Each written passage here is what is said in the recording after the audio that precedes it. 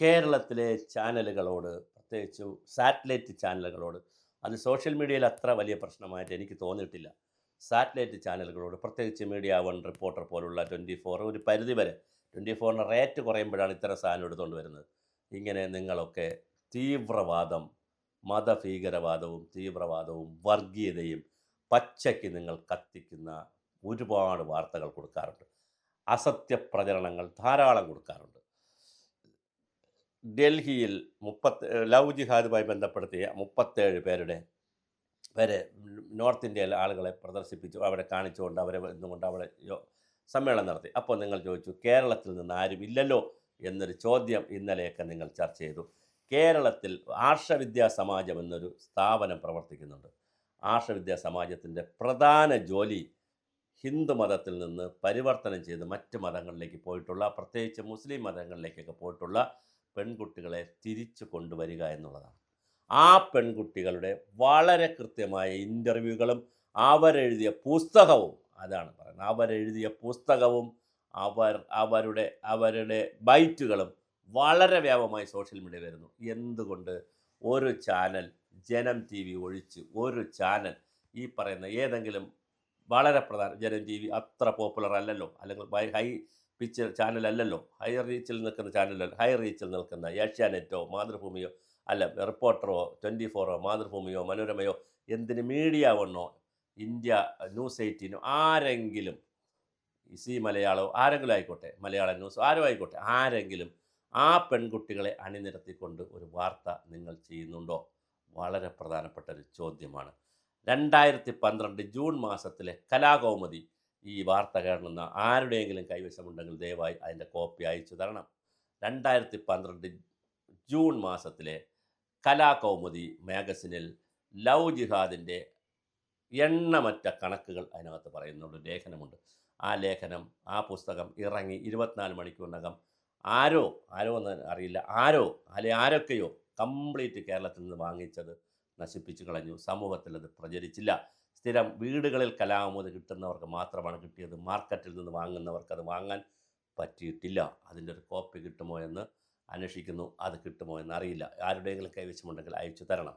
ഇനി മറ്റൊരു പ്രധാനപ്പെട്ട കാര്യം, ബീഫിൻ്റെ കാര്യമെടുത്തോളൂ, ലവ് ജിഹാദിൻ്റെ കാര്യമെടുത്തോളൂ. ഒരു വളരെ പ്രധാനപ്പെട്ട ചോദ്യത്തിന് ഉത്തരം പറയാൻ എല്ലാവരും ബാധ്യസ്ഥരാണ്. മുസ്ലിം മതവിഭാഗത്തിൽപ്പെട്ട ഒരു പെൺകുട്ടി ഹിന്ദു മതവിഭാഗത്തിൽപ്പെട്ട ഒരു ആൺകുട്ടിയെയോ തിരിച്ച് പെൺകുട്ടിയോ ഹിന്ദു മതവിഭാഗത്തിലേക്ക് ആരെങ്കിലും കല്യാണം കഴിച്ചു വന്നാൽ അവർ ഹിന്ദു ആകണമെന്നും ക്ഷേത്രത്തിൽ കയറണമെന്നൊന്നും ഒരു നിർബന്ധവുമില്ല. ഹിന്ദു മതത്തിലേക്ക് അവർ മാറണ്ട. ക്രിസ്ത്യ മതത്തിലേക്ക് പോയാലും ഒരു പരിധി വരെ മാറണ്ട. ഇവിടുത്തെ മുസ്ലിം മതവിഭാഗക്കാർ പറയേണ്ടുന്ന വളരെ പ്രധാനപ്പെട്ടൊരു ചോദ്യം, മുസ്ലിം മതവിഭാഗത്തിലേക്ക് ഒരു ആൺകുട്ടിയെയോ പെൺകുട്ടിയെയോ പരസ്പരം സ്നേഹിച്ചോ അല്ലെങ്കിൽ വീട്ടുകാരിടപെട്ടോ കല്യാണം കഴിച്ചുകൊണ്ട് വന്നാൽ മതത്തിൻ്റെ ആചാരങ്ങൾ അനുഷ്ഠിക്കേണ്ടതുണ്ടോ, അതോ മതസ്വാതന്ത്ര്യമുണ്ടോ? പലപ്പോഴും കേൾക്കുന്നത് മതസ്വാതന്ത്ര്യം ഇല്ല, മതത്തിൻ്റെ ആചാരങ്ങളിലേക്ക് വരണം. ആൺകുട്ടിയാണെങ്കിൽ പൊന്നാനിയിൽ പോയി സുന്നത്ത് ചെയ്യണം, പെൺകുട്ടിയാണെങ്കിൽ പർദ്ദ ധരിക്കണം, പർദ്ദയല്ല മറ്റേ തട്ടമിടണം. അങ്ങനെ ഒത്തിരി ആചാരങ്ങളുടെ അല്ലെങ്കിൽ അനുഷ്ഠാനങ്ങളുടെ ബലം പിടുത്തമുണ്ട്. പിന്നെ വിഷയം അതല്ല. ഇവിടുത്തെ പ്രധാന വിഷയം ലവ് അല്ല. ലവ് വേറെ, ലവ് ജിഹാദ് വേറെ. ലവ് പ്രശ്നമല്ല പലപ്പോഴും. ജിഹാദിലേക്ക് പോകുമ്പോഴുള്ള പ്രശ്നം പെൺകുട്ടികളെ പർപ്പസായി മതം മാറ്റുന്നതിനും അതുപോലെ ഈ മതം മാറ്റി സിറിയയിലെ പോലുള്ള രാജ്യങ്ങളിൽ കൊണ്ടുപോയി കൊടുക്കുന്നതിനും അവിടുത്തെ പട്ടാളക്കാർക്കും സൈനികർക്കുമൊക്കെ കൊണ്ടു കൊടുക്കുന്നതിനും ലേബർ ക്യാമ്പുകളിലോ അവിടെ ഇവിടെയൊക്കെ എത്തിക്കുന്നതിനും അതിലൂടെ പണം സമ്പാദിക്കുന്നതിനുമുള്ള വളരെ ഗുരുതരമായിട്ടുള്ള ഒരു പ്രശ്നം കൂടി ഇതിനടുത്ത് ആരോപിക്കപ്പെടുന്നുണ്ട്. അത് ചർച്ച ചെയ്യണം. അതുണ്ടെങ്കിൽ ഈ ക്രിസ്ത്യൻ ഹിന്ദു മതവിഭാഗത്തിലെ പെൺകുട്ടികളും ആൺകുട്ടികളും അത് വളരെ കൃത്യമായി നിരീക്ഷിക്കേണ്ടതുണ്ട്. ഇവിടെ മുഹമ്മദ് എന്ന് പറഞ്ഞിട്ട് CPIയിൽ ഉണ്ടായിരുന്ന ഒരു മുഹമ്മദുണ്ട്. അദ്ദേഹം മുഹമ്മദ് അൽ അഹമ്മദ് അദ്ദേഹം CPI വിട്ടിപ്പോൾ ഒരുപാട് സോഷ്യൽ മീഡിയയിൽ സജീവമാണ്. അദ്ദേഹം വളരെ കൃത്യമായി സമദാനി MP-യെക്കുറിച്ച് വളരെ കൃത്യമായി ഒരുപാട് ആരോപണങ്ങൾ പുറത്തു വച്ചിട്ടുണ്ട്. മാധവക്കുട്ടി എന്ന് പറയുന്ന 65 വയസ്സ് കഴിഞ്ഞ വനിതയെ, സാഹിത്യകാരിയെ ബലാത്സംഗം ചെയ്ത കഥ, അവരെ മതം മാറ്റിയ കഥ, അവസാനം അവർ അതിലേക്ക് ജീവിച്ച കഥ, പിന്നെ അവസാനം അവർ ഇവിടെ നിന്ന് ബാംഗ്ലൂർ പോയി മക്കളോടൊപ്പം താമസിച്ച് കൃഷ്ണനെ പ്രാർത്ഥിച്ചുകൊണ്ട് അവസാനം മരിച്ച കഥ, പിന്നെ അവരെ കബറടക്കിയ കഥ. വലിയ കഥയാണ് മാധവിക്കുട്ടിയുമായി ബന്ധപ്പെടുത്തി ഈ അഹമ്മദ് കേരളത്തിൽ പറയുന്നത്. അത്രയും ധൈര്യം കാണിക്കുന്ന അദ്ദേഹത്തിന് വല്ലാത്ത ധൈര്യമാണ് കാണിക്കാൻ. പക്ഷെ അതോടൊപ്പം അദ്ദേഹം ഒരു കാര്യം കൂടി പറയുന്നുണ്ട്. അത് വളരെ വേദനയുണ്ടാക്കുന്ന കാര്യമാണ്. മതത്തിലേക്ക് മാറ്റി ബലാത്സംഗം ചെയ്തു, അല്ലെങ്കിൽ ലൈംഗികമായി ഉപയോഗിച്ചു എന്നൊക്കെ പറയണം. ഓക്കെ, അതൊക്കെ നടന്നോട്ടെ. പക്ഷേ UAE-യിൽ നിന്ന് ലക്ഷക്കണക്കിന് ഡോളർ സമാനമായ തുക മാധവിക്കുട്ടിയെ മതം മാറ്റി എന്ന് പറഞ്ഞ് സമദാനി കൈപ്പറ്റിയിട്ടുണ്ടെന്നുള്ള ഗുരുതരമായ ഒരു ആരോപണം അഹമ്മദ് വെക്കുന്നുണ്ട്. സമദാനി ഇതുവരെ അതിനെതിരെ ഒരു മാനനഷ്ട കേസും കൊടുത്തിട്ടില്ല, ഒന്നും പറഞ്ഞിട്ടില്ല, ഒരു പ്രതികരണവും നടത്തിയിട്ടില്ല. അപ്പോൾ സമദാനി ഇവിടെ ജീവിച്ചിരിപ്പുണ്ട്. കേരളത്തിലെ ലീഗിലെ ഉജ്ജ്വല വാഗ്മിയായി സംസാരിക്കുന്ന, വളരെ വലിയ വാചോടാപം നടത്തുന്ന വാഗ്മിയാണ്. ഭാഷ കൊണ്ട് അമ്മാനമാടുന്ന ആളാണ് അബ്ദുൽ സമദ് സമദാനി. ആ സമദാനി MP ആണ്. അദ്ദേഹം ഒരു വാക്ക് കൊണ്ട് പോലും അഹമ്മദിന് ഭീഷണിയുമില്ല, ഭീഷണി കൊടുക്കണമെന്ന് ഞാനുള്ള അഭിപ്രായക്കാരനല്ല ഞാൻ. അദ്ദേഹത്തിന് എതിരെ ഒരു മാനനഷ്ട കേസും കൊടുത്തിട്ടില്ല. ഇതാരും ചർച്ച ചെയ്യുന്നില്ല, ഇത് മുഖ്യധാര മാധ്യമങ്ങൾ കൊടുക്കുന്നില്ല. അപ്പോൾ ഇവിടെ തീവ്രവാദം പ്രോത്സാഹിപ്പിക്കുന്നത്, മതഭീകരവാദം പ്രോത്സാഹിപ്പിക്കുന്നതിൽ, അതായത് ഇവിടെ പഴയ കാലം മുതൽ EMSൻ്റെ കാലം മുതൽ ചെയ്തു വരുന്നൊരു ഞാൻ പീരീഡ് പറയാനാണ്, EMS ചെയ്തു എന്നല്ല, 57 മുതൽ ഇവിടെ പകർന്നു വരുന്നൊരു രാഷ്ട്രീയമുണ്ട്. അതായത് ഹിന്ദുവിനെയും മുസൽമാനെയും ക്രിസ്ത്യാനികളെയും 3 തട്ടിൽ നിർത്തി അവരെ പരസ്പരം തല്ലിപ്പിച്ച്, അവരെ പരസ്പരം അങ്ങോട്ടും ഇങ്ങോട്ടും പ്രശ്നങ്ങൾ ഉണ്ടാക്കിച്ച് വോട്ട് വാങ്ങുന്ന ഒരു വോട്ട് ബാങ്ക് രാഷ്ട്രീയം കേരളത്തിൽ കിടപ്പുണ്ട്.